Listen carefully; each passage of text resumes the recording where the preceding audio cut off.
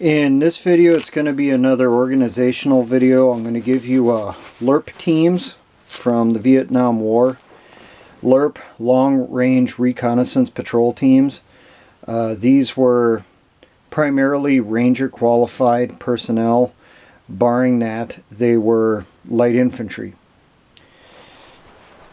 Now, the LRRP's mission was to operate behind enemy lines, operate inside their safe areas, their safe zones, and find targets for artillery and B-52 strikes, especially B-52s. That apparently was one of their primary means for taking out those base camps, taking out those concentrations that they would find. They were also tasked with the possibility of recovering prisoners of war. How they would go about these operations, they would get a set area where the division commander or the corps commander wanted more information on before he committed the regular troops. So then the Ranger commander, the commander of that detachment or that company, would saturate that area with up to 16 LRRP teams. Now, there's not a lot of information, I'll tell you that first off. The reason I think for that is after the Vietnam War, the military purged a lot of the information from memory because they wanted to leave Vietnam behind them. Add to that that during the Vietnam War, very little was written down doctrinally about LRRP teams. They were considered top secret. Because the units were so small in the mission they didn't want the enemy to get a hold of that doctrinal information and pass it out to their troops so that they would go out and actively hunt down these teams and wipe them out. And because of their size, it could be done very easily. Now, from what I found, from 65 to 66, 1965 to 1966, the teams were, at least on paper, supposed to be 5 to 6 personnel. And that was supposed to be one team leader, an assistant team leader, 2 RTOs, radio operators, and a scout observer. Around 1967, I came across that they, on paper, were supposed to add 3 to 4 personnel to the teams, bringing them up to 8 to 9 personnel. And they would add 2 scout snipers and 2 additional RTOs. The reason they would have so many RTOs is so that you have one radio available that you could call in for airstrikes or artillery, and they preferred airstrikes over artillery. And the other radio would be for their unit, for calling for extraction, calling in for the helicopter to get them out of there. Now, the weapons that they primarily carried through most of the war, at least for U.S. LRRPs, you know, the Aussies, the New Zealanders, and the South Vietnamese also had their own LRRP teams. They carried M16s, an M79, an M60, and then when the scout snipers came along, they had some type of sniper rifle. My guess would be it would be a scoped M14, so an M21 sniper rifle. But as I said, there's not a lot of information on this. Now, commonly, they would carry M72 laws, at least in the beginning of the war, grenades, which were fragmentation and smoke, and claymore mines. Now, I did come across an article in Soldier of Fortune a few years back about LRRP teams, and a few years, it'd be sometime within the last, say, 15 years. It was written by a LRRP, and he talked about when they went out on operations, the claymores they carried, they'd already be primed. The blasting cap would already be inside the mine, but they would not attach the firing device until the mine was emplaced. But he also said that some units carried the mines primed with the firing device attached to the firing wire. That was kind of a unit decision on that one. Personally, I would be more comfortable with carrying the firing device separate from the firing wire in that situation. That's just me.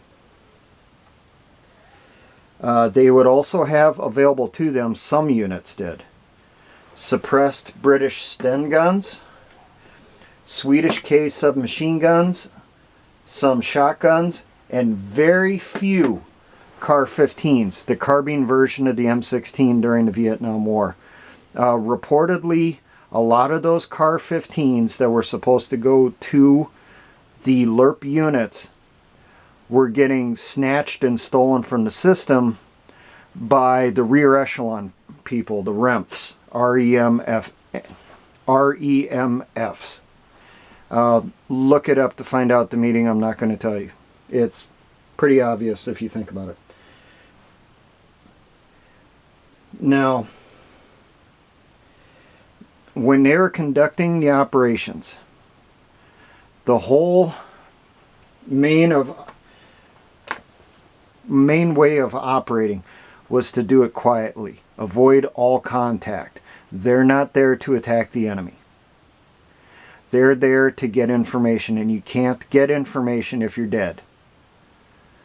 So they would be as stealthily as possible. I did come across a report on weapons carried by LRRP teams. That was a report from a conference done in 1968. I'll put a link to that report in the description. But some notes that I got from that and some other sources. If contact was made, they laid down massive amounts of fire to impersonate a larger unit. And that's why they carried large amounts of grenades and law rockets. At night, when they're breaking contact, they would set up trip flares behind them on tripwires. When the enemy would hit the trip flare, it lit up, giving a location for helicopter gunships and also close air support to concentrate their fire on. They would be told, you know, pour their ordnance down on this location, that's where the enemy's at, so they'd saturate that area. They would also leave behind fragmentation grenades with time pencils. Time pencils were a British timing device for demolitions. They were preset, so many seconds, so many minutes. You crushed the pencil, and that broke a vial of acid inside, which ate through a wire. The wire would break, initiating a striker, which would set off a percussion cap, which would set off the blasting cap, initiating the explosive. They would also set up claymores with tripwires, and they did that to slow their pursuers. There was a note in there that LRRP teams rarely, if ever, got a hold of M14 toe poppers, which are anti-personnel mines, or mini grenades that were employed by the SOG teams, Studies and Observation Groups teams, and also Green Berets. So they had to make do with what they could get a hold of, which was primarily hand grenades, claymores, and law rockets. Now for a note on equipment, something I came across is they used primarily wrist compasses instead of the standard issue Landsat compass. The reason for that is because they were smaller, faster to use, and they were less likely to get caught in the brush as they're moving through it. Now, to find out a little bit on how LRRP teams were employed, I recommend you find some books written by an author named Leonard Scott. He was a LRRP in Vietnam. He served in the 173rd Airborne, and then he moved on to a LRRP company. And he took some of his experiences and he wrote some books on that. They're fictional, but he admits he drew from his experience in Vietnam when he wrote those books. Now, how something like this could be used for militia. Obviously, it's not going to be as much long range for us. We're going to be potentially fighting an enemy that's in our backyard. Well, we need to keep them under observation. So our LRRP teams, I figure, should be 4 to 6 personnel, probably around that 6 personnel mark. And they should dig themselves in around enemy forward operating bases and fire bases, encampments and so forth, and keep it under observation. So they'll have to have spotting scopes, they'll have to have optics, they'll have to have cameras with long range lenses. Who knows, maybe some type of directional microphone also, so that they can listen in on conversations inside the base camp, should they be so lucky and be within range. They would stay set up around those enemy encampments, gather up all the information they can. They would monitor the enemy traffic going out. They would send out coded messages to a nearby monitoring station. That monitoring station would pass the information on to the militia units, to the militia TOC, the Tactical Operations Center. And then that militia commander will react accordingly. He'll either hang on to that information for use in future operations, such as information about the base camp itself and the personnel inside, or if it's a unit that's moving out, he'll use that information to dispatch a platoon to ambush that convoy that went out. I came across a video of the German Bundeswehr, basically their version of the LRRP teams that they still employ. It's all in German, just so you're aware of that. In the video, they had basically multiple positions they would set up of 2 to 3 personnel inside these positions. They were dug in T-shaped trenches. They would use wood for the roofs, and then they would layer the sod blocks over the top of that, concealing themselves. And then they would stay inside those positions to monitor enemy encampments. And then they would send out their stuff with directional antennas and so forth. We might want to consider something along the same lines. Each unit has different capabilities. Obviously, there's no standard tables of organization and equipment for us. Some units have more money available than others.